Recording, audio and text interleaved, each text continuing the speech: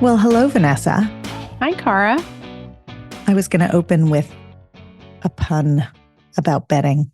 I was going to make you a bet. I'm not even going to do that because we're going to spend the next chunk of time talking about gambling, and it wouldn't be that funny for me to start with a silly little joke, would it? I think if people are feeling stressed to be listening to an episode about kids and gambling, it might help relieve some stress, but often it's not funny enough. I was going to say, often the jokes involving your puns are not that funny. I'm the funniest except person to you, I know, except to you me. and me. No, except to you and me. I don't, and then to an audience of two. So let's frame this conversation, because I'm sure people are tuning in thinking, well, this has nothing to do with me. Not my child, not me. Yes. I'm going to frame it a couple of different ways for you.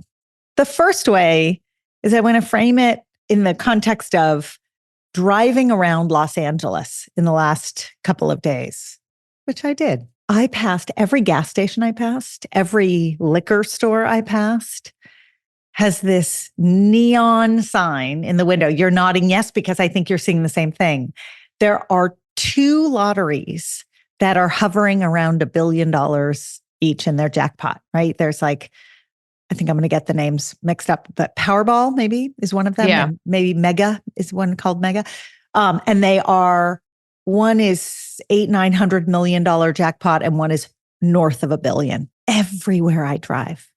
And there are billboards up and you can't win if you don't play. And I'm a sucker, just like everyone else. I'm like, this is my chance, and you rationalize it. If I win, I'll change the world. I'll do this, I'll do that. And you see people streaming in and we're all vulnerable, right? It's a form of gambling. Did you buy a ticket? I did. I bought a ticket. Did you buy a ticket? I've never bought a lottery ticket in my entire life. It's so interesting. Like, I found myself getting sucked into that vortex thinking about this episode. My grandmother was a very serious gambler, to the point where she played the slots in Atlantic City, and she played the slots enough to comp her 4 children at the Tropicana in Atlantic City for a weekend, including whatever fancy dinner and fancy show there was. And she sealed her tax returns. So they were delivered to my dad's accountant without my dad being able to see her tax returns. So he didn't know how much she was gambling. And wait for it. She was buried with a lotto ticket in her coffin. And the great fear. Vanessa, I learned something new about you every day. I did not know this episode was going here. Okay. And the great fear was, what if she won and it was in her coffin? There was a movie years ago about, it was a European movie. It was about a guy who was in a teeny tiny small town and won a huge lottery and died. And it was about like all the people who went after the ticket. It was great. Irish? Was it the one in Ireland? It was fantastic. But what's interesting is, so you recognize that playing the lottery is gambling. Most people would put it in its own bucket. They sort of, they call it something else, but there's this very long, wide spectrum of gambling in our society. I listened to all these podcasts in preparation for this episode, and many, many, many of them were released the week of the Super Bowl, because the Super Bowl is a gambler's paradise. And the betting that happens, as I learned both by listening to these episodes and talking to my kids and their friends, is that you're not just betting on who's winning the game. You're betting on, there are a million things you're betting on. Who touches the ball first, what the point spread is, the first initial of the last name of the third kicker. Whatever it is, it's increasingly detailed and almost random seeming.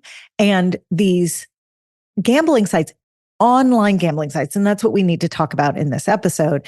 These online gambling sites allow for more and more and more access for everyone to gamble. Yeah. So I want to end up there. I actually want to start with the sort of on-ramping. Can I give you my second? That was going to be my second framing. Yes. So it's not so much an on-ramp as I want to pitch this phenomena as the 2024 version of shoplifting. Okay. And here's why.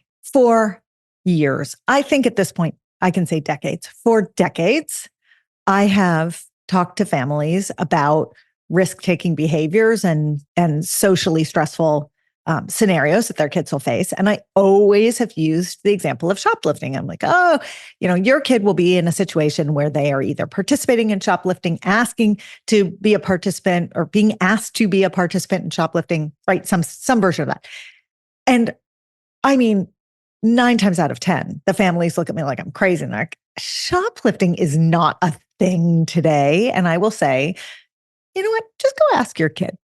And they come back and they say, I had no idea shoplifting was such a big thing still. And I've talked about shoplifting on this episode and, the limbic system and dopamine hits in the brain and why it feels good to take that risk, et cetera, et cetera, et cetera. But the version today that I hear about from kids as frequently, frankly, a lot more frequently than I heard about shoplifting scenarios is gambling. And I hear about it right around the same age. So the earliest gambling questions that I get from kids, and I think you're in this same boat too, is middle school kids who are starting to get access to gambling. And sometimes it's in person. It's a card game with some money on it. It's a golf game, a mini golf game. It's some, with money on it. And sometimes now it's online gambling. Yeah. And before they're ever actually spending money, and I have a story for you about that, they're playing games online, which are kiddie games, right? Like little kid video games that are essentially onboarding them, training them for a gambling lifestyle, for lack of a better thing. So I happened to see my then 10-year-old playing a game, which was essentially like playing the slots, but on an iPad or a phone. And I was like, oh my God, this is a gambling game. He wasn't yet having to give over any money, or rather put down my credit card. But he was gambling. It was a game of chance, and the stakes got higher and the incentives got bigger, and we had to stop and have a conversation about that very thing. And sometimes the stakes are a little bit lower, or they look different. One of these podcasts I listened to talked about loot boxes, which I had never heard by name, but then when they described them, I was like, oh yeah, I know what that is. So it's a prize within a game that you win.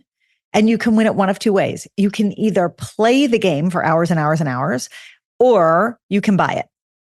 Buying it is a faster, more efficient way, and it just gets you the loot box. And these loot boxes are being called onboards to online gambling. So that's a really good segue to what happened in my house. So lest any of you imagine listening to this podcast, and if you've been listening to this podcast for all 3 seasons, you will know we do not profess to be perfect parents. The term parenting expert makes us laugh hysterically. We are just as fallible and make just as many mistakes as anyone else listening to the podcast. And I will give you the perfect example. My husband got his credit card bill, and there was wait for it, $500 charge, repeated charges on his credit card bill from our Xbox that our then 12-year-old had just done these loot boxes, a version for one of the sports games he was playing. And he was like, great, let me just buy my way to the next level, or let me pay for more firepower, or whatever it was. And we had no idea until the credit card charge came through. And then it was like, we suck and we're terrible parents, because this was a lot of money. Thank God it wasn't thousands of dollars, which I have heard of. So, yes. But it was a lot of money. It was going to take him many years to earn it back with his allowance. And don't worry, we figured out a way to deal with that. But also, like, we didn't realize what was going on, and we didn't realize the conversation we needed to have with our kid. So this is, I think, the first teachable moment of this conversation we're having. And we're, in preparation for this conversation, we both learned a lot because even you and I, Vanessa, who talk 8 hours a day, we have not talked about gambling until recently. And we both thought our experiences were one-offs. And it turns out that the experiences that our kids are having are very similar across the country. And the experience that many, many, many of their friends who live nearby and also who live anywhere in between are very, very, very similar. And this is an underreported phenomenon. It is a huge part of adolescence right now. My anecdotal data would suggest it is more male skewed than female, but it's not fair data because I have not done any sort of research study. But I have, when I engage kids in conversation, this is a place where the boys will engage in conversation very quickly, right? Yep, do you have that same agreed. experience? Totally. And I don't know that the girls aren't doing it. They may just not be engaging in conversation, or they may be doing it in different ways. I don't know, but there's not a lot of data. Can I share some data that there is? Yes. Okay. So in January, Mott Children's Hospital, which is in Ann Arbor, Michigan, released results of a national poll. And they went and they sampled parents of teenagers between the ages of 14 and 18. And this is a unique study because a lot of the data out there looks at 18 and up because kids who are over 18 are sometimes easier to survey. You can grab them on a college campus, you grab them at work, you grab them wherever. Mind you, the legal age for gambling, I think everywhere is 21. Lawyers out there, correct me if I've got that wrong. And Vanessa's going to Google it right now. I'm going to look right now. But certainly the data, there's much more data over age 18. So this was parents of kids between 14 and 18. Okay, here are some numbers that are pretty interesting. So the first is when the parents were asked about their own behavior, about a third of them said that they or another adult in their house participate in online betting.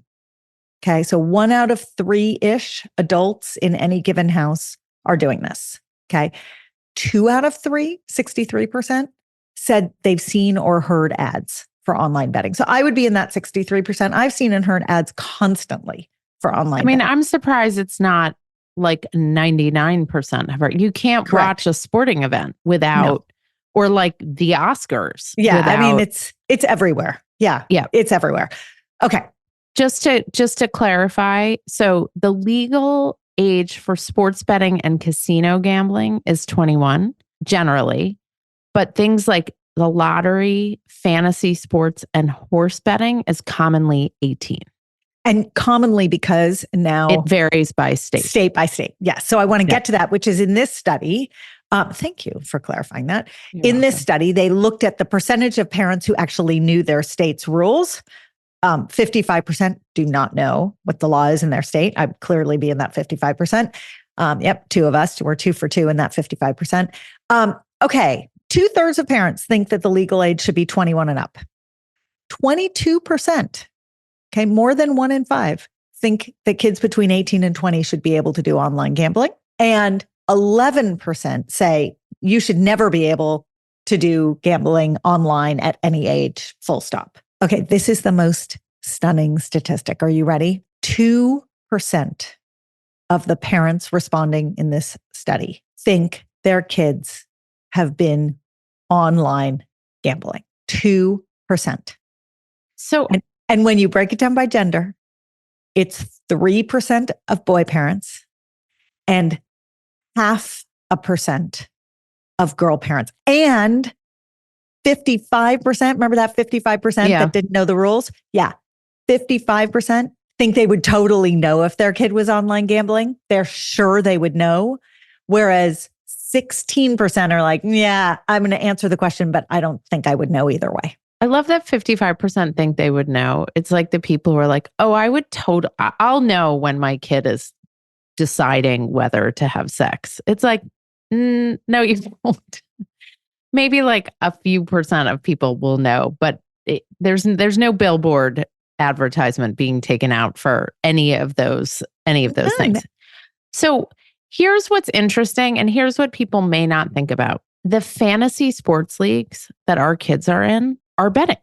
They are betting. Now, they're not necessarily betting online. They are using online resources to bet potentially amongst themselves, not in a pool that is contributed online. This is very important. So can you break that down for people who don't understand how it works? So there's a variety of ways to join a fantasy sports league. You can create a league with a group of people that you know under the auspices of a larger fantasy organization. Like ESPN has one, Yahoo has one, all sorts of big media companies have organizing structures for fantasy leagues. And then let's say, you get a group of people together from your school grade or your camp or whomever, and you pick your teams and you compete throughout the season.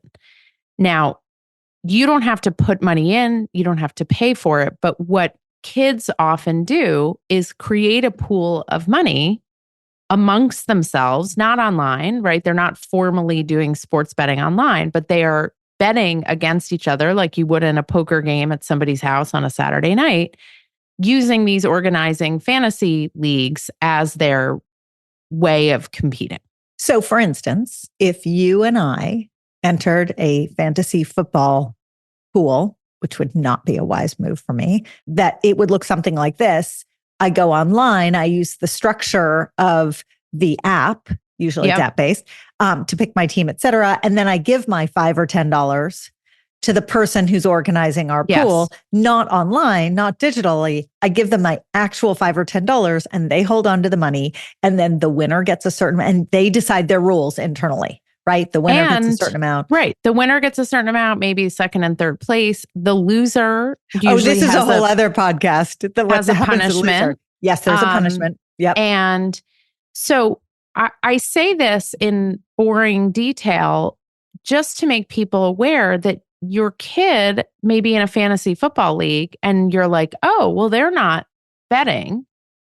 And yet they are, because they're organizing the money separately, but there is a whole betting component to it. And there's potential upside. There's also potential downside. So if you hear, like in terms of Cara thinking about conversations to have with a kid, if your kid says, hey, I need dinner to end by 7:30 tonight because I've got a fantasy football draft, that should set off bells for you to say, oh, I need to ask questions like, are people putting money in for this fantasy football league? Who wins? What happens to the loser? What are the rules there? All of the sort of things that you might not think to. And now, listen, I have a brother who was the star of the biggest fantasy football league show in the history of the world, the only and biggest, The League, which totally glorified fantasy sports and showed all sorts of shocking behavior. It does not reflect who he is as a person. So I happen to know all of the terrible stuff that can go along with being in a fantasy league and that kind of betting. A couple of comments. The first, just a side comment. The only time I have ever seen my child volitionally put on a suit and tie was for his fantasy football draft meeting. I was like, what is happening? Where are you going? Commissioner. I mean, it's wild. Okay. So just a side note, if you don't know where they're going and they're wearing a sport coat and a tie or a suit, like that's okay. The second thing though, is to your point about conversation. So let's get into this, because the Mott Children's Hospital survey went on to ask parents, how many of you talk to your kids about gambling? And the number surprised me. It's actually higher than I thought, given that only 2% of parents thought their kids would actually be doing it. A full 25%, and yet only 25% of parents have talked to their kids about any aspect of online gambling. And the reason we're doing this episode is that we believe that this has become one of the talks that we need to be having with kids during adolescence. Online gambling is a risk for them. And it is a risk because some of them, many of them lose money. And some of them lose a lot of money. And addiction comes in many different forms, but we know very clearly that there's gambling addiction. We also know very clearly that there is a lot of comorbidity between gambling addiction and other types of addiction. And as I've been doing a little bit of research, I mean, it sort of spans the whole gamut of eating disordered behavior all the way through to drug and alcohol use is associated with gambling addiction. So whether this is a gateway addiction or just a flag that your kid is at risk for other things, the brain is both incredibly complex and also very simple and elegant. Dopamine feels good, and gambling. When I bought my lottery ticket, I am embarrassed to say, when I bought it, I could feel the hit of dopamine. Then it was followed by whatever the neurochemical is that causes shame. Because I was like, oh my God, I just couldn't believe that I'd done it. So this is really important to talk about. And like everything else, the conversation about gambling cannot be one of judgment. It has to be one filled with curiosity and openness. It has to be a back and forth. You're about to learn a lot. You will learn a lot about how kids socialize. You will learn a lot about your own kids' risk tolerance. You will learn a lot about how finances work for your kids. You may think, there's one article I was reading was talking about what percentage of kids have their own bank account. It's really not that easy for a middle schooler to get their own bank account. It is not hard for them to set up a Venmo or another online currency exchange. And so these are all, you got to start asking. So the other thing to keep in mind, again, when we think about legal age and online betting, and the fear with online betting is you can kind of keep going. And if you've got a credit card in place, and all of a sudden, you're thousands of dollars in debt. It's like QVC, right? It's so easy to shop. You don't even feel it. You don't even see the product coming in or, the money you're spending. And then all of a sudden, you spend thousands of dollars. But again, there's another kind of gambling that kids do, which uses an online capacity, but the money changing hands isn't necessarily online. And that's betting over video games. Mm-hmm. So like, they play each other in FIFA or Madden or any of these games that they play, maybe even in person. Like they may be sitting together in a dorm room or in a basement playing these games, and they are betting against each other and money is changing hands. And so again, if people think, oh, well, my kid's just playing, on their PS4 or their Xbox, again, have the conversation. So there's a few scenarios, Cara. There's the younger kids who are playing games that don't actually involve money, but is essentially training them to play gambling games. Like without gambling grooming. Yeah. And it sounds gross. And it is gross. And it is insidious. Yeah. So you want to know what games your kid is playing, just like you want to know what TikToks they're watching or things like that. So you want to have the volume on, have them in a public space, get elbow to elbow, check out what they're playing, talk to them about what it is. If your kid is in a fantasy league, sports league of some sort, you want to find out what the rules are. Did people put money in? And this is really important because these fantasy leagues can be social entree points. A lot of kids' friendships get cemented when they've bonded over a slew of games that happen over the weekend in the fantasy scenario, right? So fantasy, you build your own team with players from all these different other teams. And it's the amalgamation of everything that goes on, which is then very bonding because there's a rank order and everyone's talking and there's something to talk about. There's something to talk about. It's like literally all they talk about for months is fantasy football. And it's not that you want to take that away from them. I mean, I find it boring AF, but I'll sit there and talk about it because that's Vanessa, what they want to talk about. March Madness. We're in the middle of it right now. Oh, I'm actually really into March Madness because the women's March Madness is so good that I'm like, I have spent hours and hours, but I didn't do a bracket. But I didn't do a bracket. And some people do a bracket and there's no money on it. And some people have money riding on it. So there's a whole series of ways to do it. But these are just conversations in. And I want to make sure when adults are having these conversations, they don't start the conversation from the perspective of, you'll never bet, will you? Because there may be a scenario for a kid. And in fact, I'd be willing to bet, sorry for the pun, that there is this scenario for many kids, which is, here, just pay $2 to come in and we'd really love to have you in our league. And it's like, what do I do as the kid? It's $2. I know it's not okay with my parents, but this is what everyone in my class seems to be doing. And I really want to be in on this game. And I am left out if I don't do it.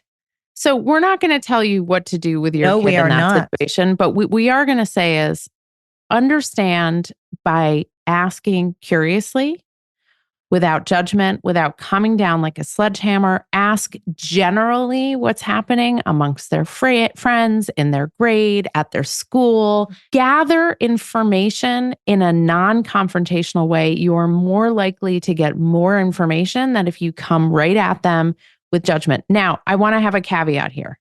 Okay. There are families who have been deeply affected by gambling addiction and by other forms of addiction. And this is a devastating reality. And we have an episode coming out with Jessica Leahy very, very soon where she talks about conversations with kids about addiction, and her advice applies here, where you can use your family history and you can talk about the scenario, not in a fear-mongering way, but in an informational way about the risks of addiction and the genetic predisposition to certain types of addiction. And that is critical. And I don't want to dismiss or minimize for these families what gambling has done to their families and their communities. And I'll land here, which is, don't forget the data at the top, which is that a very large percentage of adults are engaging in this behavior. This is a lot like the alcohol and drug conversation. They are engaging in it legally. And this is the modeling their kids see. And if that's you're going to have to figure out how you walk that line, because it's legal for you and because you have a fully mature and developed prefrontal cortex, and hopefully can start making decisions that are smart and long-term and consequential for yourself, decisions that maybe your kids cannot. So to hold a mirror up and recognize your own behavior as you toe into these conversations. And the last piece of advice, and this is a general piece of advice that applies to everything online, but gambling in particular, kids should turn off notifications from apps because notifications encourage behavior. Yeah. And when notifications come from a gambling app, they increase the likelihood that a kid will re-engage with the app over and over and over again. So that is that you can make a rule. Information. You can make a rule with your kid's phone use, because the notification stuff is insane, and it's like dopamine hit after dopamine hit, and it's only feeding into it. We would love to hear your questions, your experiences. We are actually searching for an expert to come on to speak specifically on this topic now that we've kind of laid the scenario and the groundwork. So if you have someone in mind, if there's a researcher or a practitioner around this area, please send them our way. We would love to go deeper on this topic. Thanks, Vanessa. Thanks, Cara. We absolutely love hearing your feedback and getting all your questions. So anytime you want to be in touch, email us at thepubertypodcast@gmail.com. If you're looking for great puberty products like the shorts or the socks or the bra, you get the theme there, go to myumla.com. If you want more content, you love what we do on the Puberty podcast, and you want to have us come speak or learn more about our book or subscribe to our amazing newsletter, The Awkward Roller Coaster, go to orderofmagnitude.co. Remember, it's .co because we don't have enough money to buy .com yet.